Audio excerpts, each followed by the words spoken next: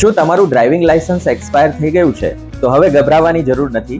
Licence expire થયા બાદ પણ તમે 1 મહિના સુધી વાહન ચલાવી શકશો, કારણ કે હવે રાજ્ય સરકારે ટ્રાફિકના નિયમોમાં મોટા ફેરફાર કર્યા છે, જે તમારા માટે જાણવા ખૂબ જરૂરી છે. માટે આ વિડીયોને અંત સુધી જોજો.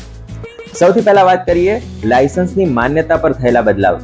તો પહેલા લાયસન્સ પૂરું થતાં જ રદ થઈ જતું હતું, પરંતુ હવે એક્સપાયરી ડેટ પછી પણ 30 દિવસ સુધી તે માન્ય ગણાશે.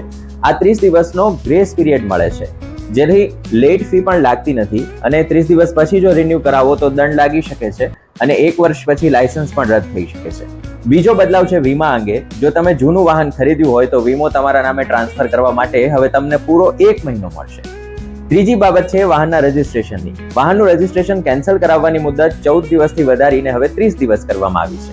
આ ઉપરાંત ચોથો બદલાવ છે અકસ્માતના કિસ્સામાં વળતર માટે અરજી કરવા વિશે, જેનો સમય 6 મહિનાથી વધારી હવે 1 વર્ષ કરાયો છે. ત્યારે એક ખાસ નોંધ એ લેવા જેવી છે કે જો વીમા વગર પકડાશો તો પહેલી વાર 5,000 અને બીજી વાર પૂરા 10,000 સુધીનો દંડ થઈ શકે છે. માટે સાવચેત રહેજો. સરકારનો હેતુ સજા આપવાનો નહીં, પણ લોકોને સુધરવાની તક આપવાનો છે.